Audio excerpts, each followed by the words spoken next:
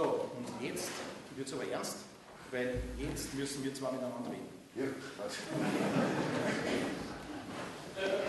Darf ich mal um einen Applaus bitten?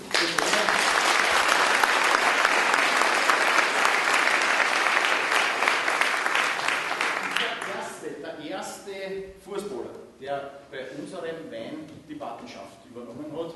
Wir haben vom Präsidenten, Bürgermeister Bernhard Wagner, der Richard Grasl vom ORF, Landeshauptmann Dr. Erwin Bröll und so weiter, im Vorjahr der Thomas Sickerer, Skirennläufer, aber es ist uns erstmals gelungen, einen Fußballer zu bekommen und was kann es für einen Fußballverein Schöneres geben. Wir haben es in der Einleitung schon, der Toni, einer der erfolgreichsten und populärsten Fußballer der 80er und 90er Jahre. Toni, warum war das besonders in Deutschland so? Ja, es ist schwierig zu sagen, weil du gehst zu einem Verein, weil das Angebot stimmt, weil es dich heißt, dorthin zu gehen. Und ich habe damals in Köln unterschrieben und wusste natürlich auch nicht, was auf mich zukommt. Und habe aber dort einfach hingepasst. Die Mentalität hat zu mir gepasst, die Stadt hat zu mir gepasst, die Leute haben mich unheimlich unterstützt, auch wenn ich genauso schlecht gespielt habe wie die anderen, haben sie immer gesagt, der Toni war gut. Unser Toni war immer der Beste und so, das war mir fast schon peinlich, aber die Leute haben mich halt einfach geliebt und respektiert und geschätzt und deswegen hat das so funktioniert, weil ich dann noch mehr Anstrengungen unternommen habe, am Spielfeld das zurückzugeben, was mir die Leute von den Rennen entgegenbringen. Super, das ist ein Grund, warum wir nicht unseren Weinpartner einfach nur hersetzen und sagen, heute in Köln und so. Wir haben es auch beim Thomas Sickerer gesehen, beim Weber Machat, da kommt man einfach ein bisschen in die Mentalität des Menschen hinein, des Weinpartner, der ein bisschen was anderes erzählt. Toni hat für Köln geschossen, 150 Tore ungefähr. Alles zusammen. Steht auf der Homepage, ja, steht im Internet vom 1. FC Köln. Aber, der Toni ist mit 9 Jahren zur Wiener Austria gekommen, hat dort zum Fußballspielen angefangen. Kurzer Zwischenstopp bei Simmering, dann wieder zur Austria Retour, schon sehr, sehr jung, mit 17, Austria Kampfmannschaft, international mit 18, 19 Jahren, das erste Länderspiel. Wir haben einen ehemaligen Fußballpräsidenten da, das ist heute gar nicht vorstellbar. Heute musst du in einer LAZ, musst in einer Akademie, wirst in einer Nationalmannschaft. Wie kann man sich das früher vorstellen? Wie sind die Leute drauf gekommen, der Toni Polster ist gut? Ja, im Nachwuchs habe ich alles erreicht, was man erreichen kann. Also ein österreichischer Meister war ich, bin ich unter 21, Rekordtorschütze, waren mit 16 Jahren. Und ein halbes Jahr später war ich 8 Wochen verletzt, eine Seitenplatzierung, bin trotzdem Zweiter geworden in der Schützenliste bei der U21. Und habe mir damals gesagt, damals war so, ich weiß nicht, ob Sie das viele vielleicht erinnern können, war Admira, so die jungen Löwen, da waren Messländer und Dötzl und Werner und so weiter. Spieler, die nicht mehr so bekannt sind, die waren immer die jungen Löwen. Und die waren aber zum Teil schon 25 und immer gedacht, die Bühne der jungen Löwen mit 25 noch sein. Ich möchte es schneller schaffen. Ne? Und habe bei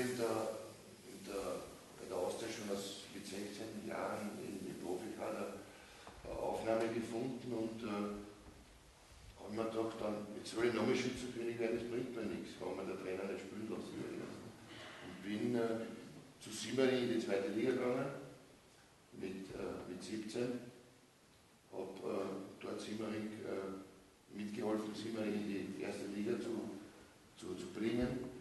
Damals ist die erste Liga aufgestockt worden, von 10 auf 16 Vereine. Simmering war dabei, wir waren Aufsteiger, also in der Bundesliga, habe ich die Austria wieder zurückgeholt. Und ja, 4-5 Mal Panik ist reingekommen, es hat geraschelt und der Trainer kann nicht 3 Monate später im Team spielen. Mit 18 Jahren. Mit 18. 82, ja, das ist das erste Mal. Der Toni Polster hat für seine eigene Karriere, hat sich ins Land hängen lassen, aber auch dann als Trainer zum Beispiel beim ASK, bei Wiener Viktoria oder auch bei der Admira, die Jungen forciert. Jung, unbekümmert, etwas zutrauen, nicht vorbelastet und fit. Das war so ein bisschen die Parole von Toni, der übrigens Industriekaufmann gelernt hat. Also nicht jetzt gleich der Hauptfußballer ist.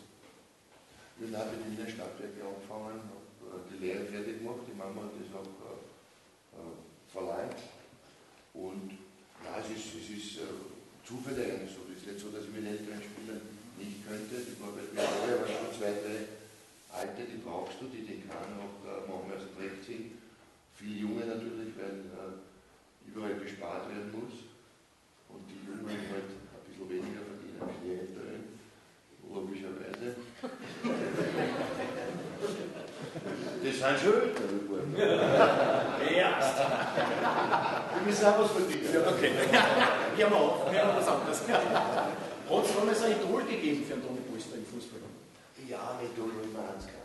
Hans Kranke war der Beste in Österreich, an dem musste man sich orientieren. Und wenn man ein Vorbild hat und ja, dann. Obwohl er ein Grüner war. Der Toni Polster eigentlich immer ein Violetter in Österreich, für die Austria 120 Jahre geschossen hat insgesamt, 3 Jahre hintereinander Master ist, 86, 87 der goldene Schuh. Zuerst war es nur der silberne, darum bei der Vertragsunterzeichnung. Was ist denn da passiert? Warum ist dann Gold draus geworden? Wir reden jetzt immer von Skandale im Fußball, das war damals. Ja, das ist immer, man hat immer so Ziele. Nicht? Jeder von uns hat Ziele, was er erreichen möchte, gerade im Beruf, im Privatleben.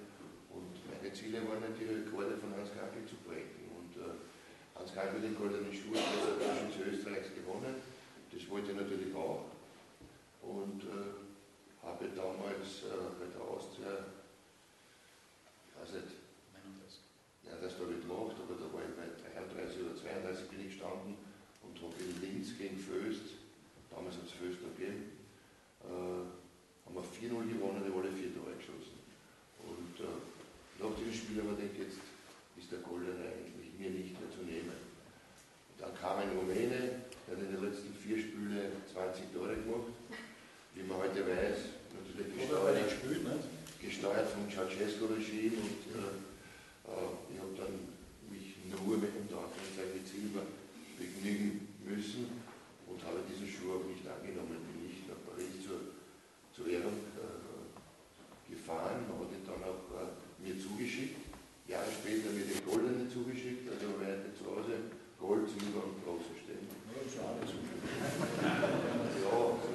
aber es hat eigentlich dann. Den Silbernen hat er verdient. Ungeschickener Zug. Unterm Strich hat es eigentlich passt und es hat Gerechtigkeit und Fairplay besiegt.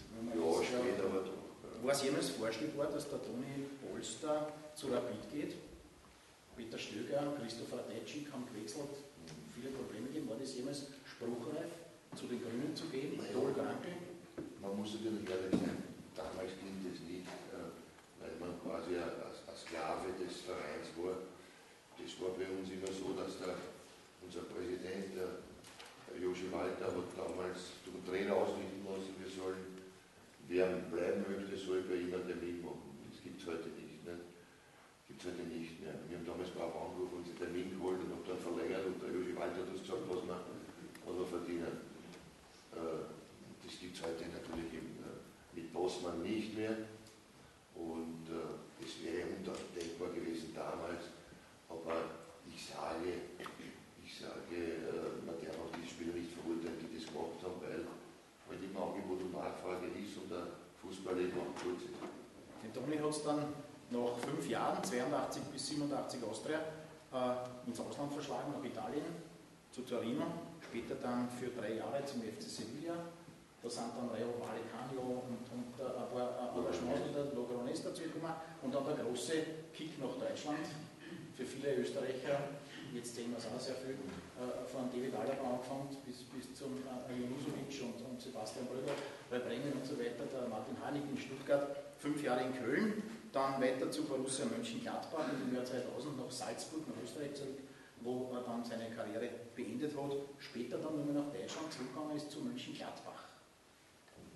In welcher Funktion? Ja, es war so geplant worden. Ich habe damals in schweren Herzens von Köln zu Gladbach gegangen. Die Mannschaften sind nur 7 Kilometer auseinander. Das ist eine richtig große Rivalität auch. Und einfach Gladbach hat mir eine Chance für die Zukunft gegeben. Ich habe dort als Spieler 2 Jahre unterschrieben und 3 Jahre Manager. Und das hat mir Köln nicht geboten. Deswegen wollte ich halt nach meiner Karriere nach dem Fußball im Fußball bleiben und diese Möglichkeit hatte ich dadurch. Und hätte soll die rechte Hand vom Manager Rolf Rüssmann damals werden. Der ist ist leider entlassen worden nach 2-3 Monaten. Der Trainer ist entlassen worden, der mich geholt hat. Also es ging drunter und drüber damals und ich hatte einen Anschlussvertrag und wusste, was ich verdiene, aber nicht, was ich machen soll genau. Und dann hat man damals entschieden, dass ich halt ins Marketing gehen soll. Und bin ich sehr dankbar heute, das war wichtig, dorthin zu gehen. Ich war im Außendienst, ich habe Dauerkarten verkauft, ich habe Logen verkauft, ich habe Werbebanden verkauft, ich habe Brustsponsor verkauft und so weiter. Und habe den Umzug dann vom kleinen Mögelberg ins große Borussia-Stadion mitgemacht und von 9 Logen plötzlich auf 40 Logen. Und das war viel Arbeit, aber es hat mir viel Spaß gemacht und viel gelernt daraus. Und habe das 4 Jahre lang gemacht. Ganz kurz mit einem Plus unterschrieben. Die ganze Tätigkeit. Warum hat das in Österreich niemand in Anspruch genommen oder so auf die Idee gekommen, dann hat einer Kunde und sagt, beim SV Rehberg, Toni Polster, ich setze mich da ein, mache 3 Jahre bei Iris Marketing, brauche ich nicht lange überlegen. Ja, es ist schwierig. Ich glaube, in Deutschland denkt man anders.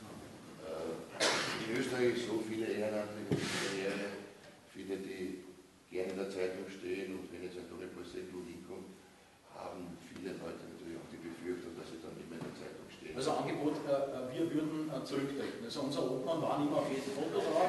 Das kann ich jetzt noch so versprechen. SV Rehberg ist eine Ausnahme, weil Danke. die Arbeit, die dort verrichtet, die kann ich nicht schauen. Okay. Und am besten gibt es. Nationalmannschaft, natürlich, Toni Polster heute eigentlich als Teamspieler 95 Länderspiele, der zweite hinter Andi Herzog, der auf 103 gekommen ist. Natürlich darf der Österreich-Schal dort nicht fehlen im Seitenaltar für einen Teamspieler. Das Foto, das wir da gesehen haben, die erste Seite oder die Etikette für den Wein, für unsere Flasche wird den Teamspieler zieren. Das erste Länderspiel, komischerweise alle so jetzt um diese Zeit herum, November, 17.11.82, Österreich gegen Türkei, 4:0, Toni Polster sein erstes Länderspiel, schießt gleich 1:0. Teamchef war, wer weiß das, Walter Steininger könnte das wissen, 82, Erich, Hof, danke, Günter Lenk, wandelndes Lexikon.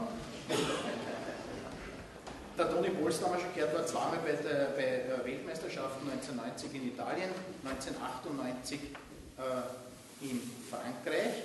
Ich habe mir ein Spiel rausgefunden, das hat in Wien stattgefunden, da hat es rund um das Spiel einen ziemlichen Wirbel gegeben. Vielleicht wisst ihr es noch, es war dann ein Reporter vom ORF, der wollte unbedingt zu euch in die Kabine, hat dann getrommelt, der Teamchef war damals 1989, der Pepe Hickersberger, der hat getrommelt und gesagt, Pepe, ich bin's, dein Freund, los mir eine.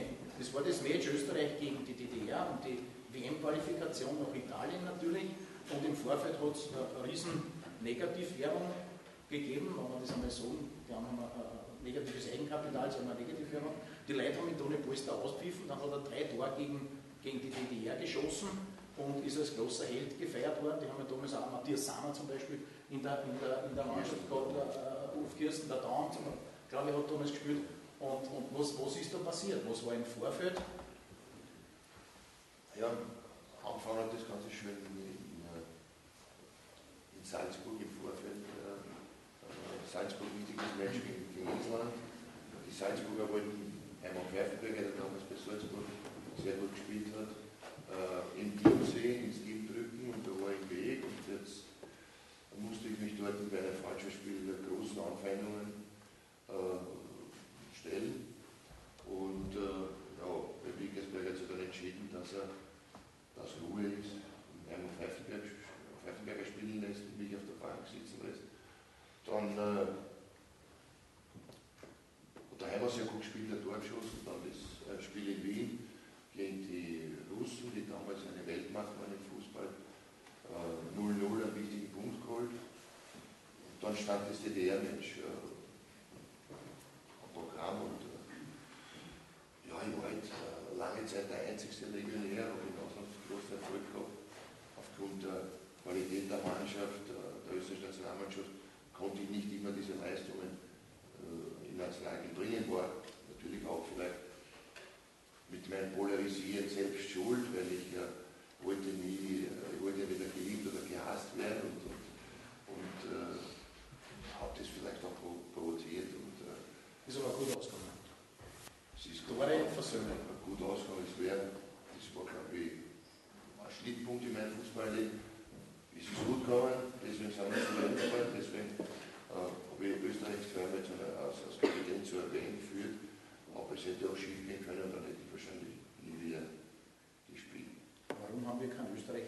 Teamchef, Walter Schachner, Kurt Jara, Hans Krankl, sind alle schon genannt worden. Andi Herzog jetzt als heißer Kandidat wieder. Toni Polster hat 2012 die UEFA Pro-Lizenz gemacht. Warum haben wir keinen österreichischen Teamchef? Ja, zum ersten finde ich natürlich auch, dass es der Marcel Koller gut macht, auch wenn am Schluss wieder nur der dritte Platz und keine Qualifikation zur Weltmeisterschaft in Brasilien steht. Zum anderen meinen vertreten und dazu steht auch, dass ich mir einen Österreicher wünschen würde. Ich habe zur Vielseitigkeit von Toni Polster, man hat es ja gelesen, er hat eine Zeit lang nach der Fußballkarriere, wir haben es auch gesehen im Foto, Dancing Stars und sonstiges, alles Mögliche, in der High Society natürlich bewegt, aber er hat auch zum Beispiel das Projekt Legendäre Tore ins Leben gerufen, man sieht es am Hemd, man sieht es auf dem Leiberl oben, indem er kleine Fußballmannschaften unterstützt und zum Beispiel aus dem Verkauf dieser Utensilien Trainerkurse zahlt etc. Wie ist das ins Leben gerufen worden? Legendäre Tore und das war eine Aktion? Ja, mein Vater, der Walter Fleischhacker, ist ja ein sehr kreativer Mensch und hat irgendwann einmal die Idee gehabt und wir haben uns da zusammengesetzt mit Hemdenproduzenten, haben sich dann entschieden, nicht im Ausland zu produzieren, sondern in Stegersbach bei Chloret zu produzieren und haben gesagt, mit dem Verkauf von diesen Hemden, die alle was an legendäre Tore im Fußball erinnern, sei es jetzt das Tor von Jas Ismir, Cordoba, der Cordoba, Hans Krankl oder die 3 Tore von Toni Polster oder Andi Herzog, das Schweden-Tor, haben wir gesagt, da müssen legendäre Tore drauf auf den Hemden und haben das gemacht und haben mittlerweile schon, glaube ich, an die 70 kleinen Vereine den Trainer, die Trainerprüfung bezahlt. Von daher haben wir gesagt, wir gehen was zurück. Das, was mir der Fußball gegeben hat, muss man auf diesem Weg wieder irgendeinen Weg zurückgeben. Ich glaube, das verdient einmal einen Riesen.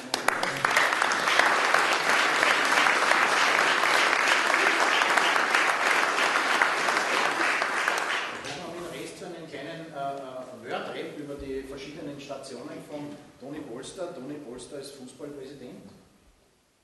Bei welchem Verein? Jawohl, 1997 in Köln hat er bei einem kleinen Verein die Präsidentschaft übernommen. Stationen als Trainer.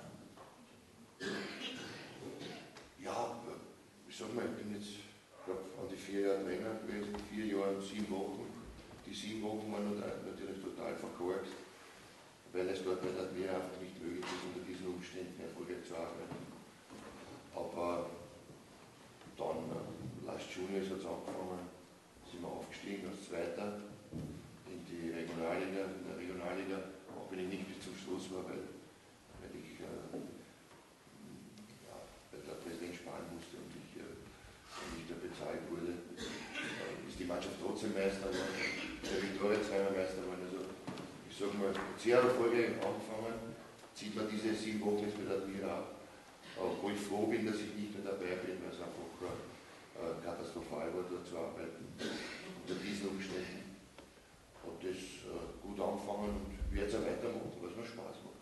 Beim Lars sieht man, der Präsident Hans-Peter Reichel will sich unbedingt durchsetzen. Heute war die letzte Pressemeldung ein großer Skandal. Die Generalversammlung ist Montag in einer Woche um 10 Uhr Vormittag angesetzt. Okay.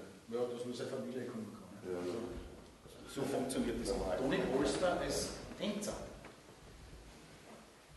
Ja, es war eine lustige Sache, hat mir riesig Spaß gemacht. Ich, der untalentierte Tänzer, den es überhaupt gibt, habe mich da dieses Wettkampf gesehen. Ich bin ja von klein auf programmiert auf Siegen, auf Gewinnen und habe mich da durchbissen, habe aber im Finale natürlich die verdienteste Niederlage meiner Karriere erlitten gegen Marika Lichter. Einfach nicht zu schlagen. Ich war mit einer Tanzpause, habe ich mir zu gesagt, hast du einen Spagat? Sagt sie, ja, kann ich. Ja, nur einmal. So wie ein Ding, wo eben das ist. Hat den Spagat von mir gemacht, so wie sie jetzt ist, die Marika. Und den Spagat gemacht und gesagt, Chapeau, ich lasse dich gewinnen, wenn wir im Finale sind. Ja, Toni Polster sagt auch, der Mann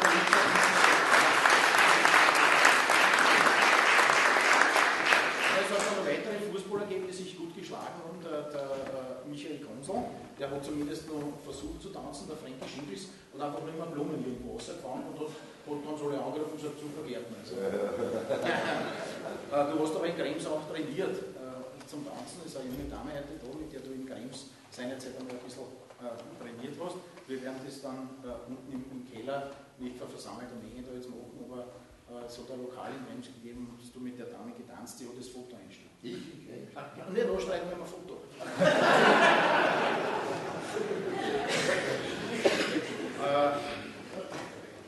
Liebe Birgit, wenn ich so sagen darf, kocht Toni auch?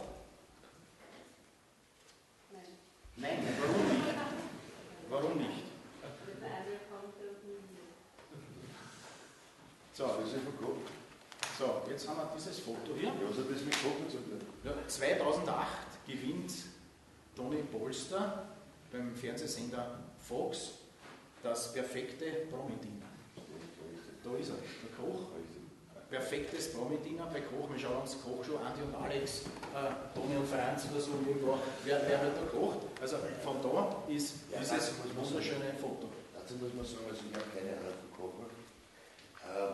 Ich wurde da verpflichtet, zugesagt und musste dann natürlich was einüben. Nicht? Bin zum Rainer Gera ins wie heißt das? Corso in Wien gegangen und habe gesagt, nein, ich brauche was fürs Fernsehen, muss spektakulär ausschauen, muss gut schmecken und du musst was lernen. Hast du was gemacht? Pariser Filetspitzen auf Parmesan und Rucola-Salat. Seezunge mit Tomaten, Hacker und Buttersauce.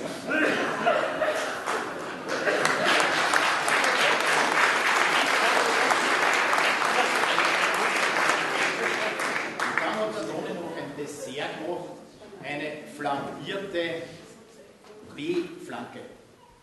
Bananenflanke. Jawohl, eine flambierte Banane. Ja, aber muss man dazu sagen, die Situation war die, Miriam Weixelmann, die Mutzenbackerin, Christine Schuhe, Benjamin Krieg, Entschuldigung, zur Kirche, wenn man das. Hat ja gespielt, ne? Ja. Und die Benjamin Krieg, die Sängerin. Und ich habe 3 Damen geschlagen. Was? Koch! Achso. Und sie war der Christine Schubert, habe ich gesagt, Christine, egal was passiert, wir geben uns 10 Punkte. So müssen wir vermeiden, dass man letzter werden. So, Christine Schubert hat sie die Suppe aus dem Blach runtergeholt, aus dem Gasthaus, hat dann Würstel mit 10 von Creme gemacht, die Würstel sind ja aufgeblatt. Und keine Nachspeise. Da habe ich schon gesehen, ich kann da gerade 10 Punkte geben.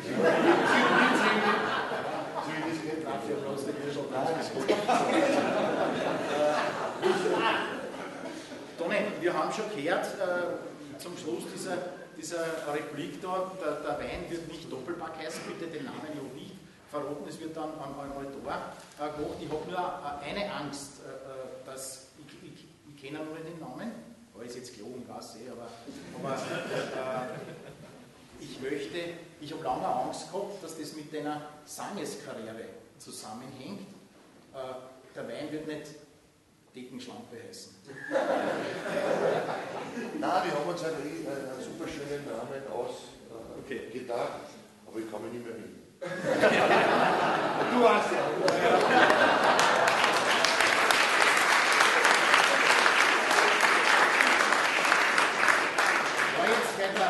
Der Querpass.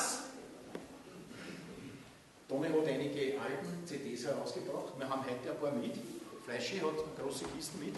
Wir machen heute einen kleinen CD-Verkauf. Wir haben uns gedacht, wer eine CD der Toni überlässt uns zu einem sehr, sehr wirklich humanen Preis, im Rahmen der Aktion Humane Tore, diese CD. Wir werden das nachher unten im Keller, es will nicht jeder ein Foto da mal da herum haben, wir werden das dann unten im Keller, weil wir von Tisch zu Tisch gehen und ihr könnt diese CD von Toni um 10 € erwerben und kriegt ein Foto noch dazu. Und der Reinerlös wird unserem Nachwuchs gespendet, weil wir nämlich auch 2 Nachwuchstrainer haben, die im Frühjahr die Trainerausbildung starten werden. Und so in der Form ist eine tolle Unterstützung für unseren Verein. Wenn Sie jetzt sagt, mit 10 Euro und so, ihr könnt euch auch 50 CDs nehmen. Also das ist kein Problem, aber es ist immer die gleiche. Das Foto rechnen wir nicht an 100 Euro. Das ist für Feder das Gleiche. Genau, das ist auch wieder das Gleiche. Der Toni ist am Wochenende wieder in Köln, spielt dort in einer Fußballlegenden-Auswahl von Lothar Matthäus, der einen Verein gegründet hat, gegen eine Weltauswahl der Bundesliga. Was erwartet man sich da von Toni Polster? Was können wir uns erwarten? Wir können uns um 15.30 Uhr auf NTV live, das wird direkt übertragen auf NTV am Samstag, 16. November um 15.30 Uhr, Toni Polster. Oder spielt du? Was sehen wir da? Ja, deutsche Legenden gegen ein Team Reis der Welt und wir spielen in Köln, in meinem Wohnzimmer quasi. Und ja, morgen fliegen wir raus und erwarten kann man sich nicht mehr viel, aber das bisschen gebe ich. Wo sieht sich der Toni Polster in naher Zukunft? Im März steht immerhin der 50. Geburtstag an, bereits an ist übertrieben. In welcher Linie wirst du weitergehen? Heiraten? Nein, sie sagt nein, dazu Frau wirst du heiraten. Aber beruflich? Trainer, Management? Ja, also es ist im Prinzip bin ich froh, dass ich Ausbildung gemacht habe, dass ich einen Club führen kann mit allen Facetten, was Marketing, Merchandising, sportlich, Trainer und so weiter beinhaltet. Und für die sehe ich als Trainer, möchte ich auf den Weg auch weitermachen. Würde gern wieder Bundesliga trainieren, aber nicht mit Muss. Es ist nicht etwas, was mir schlaflose Nächte bereitet. Das war ein Fehler, dass ich das gemacht habe, das würde ich nicht mehr machen. So in der Art und Weise, in der Form, weil man einfach, wenn man zu einem Verein geht, einfach seine Vertrauten mitnehmen muss. Und deswegen würde ich es nie wieder so machen, aber es wäre schön, Bundesliga zu trainieren, aber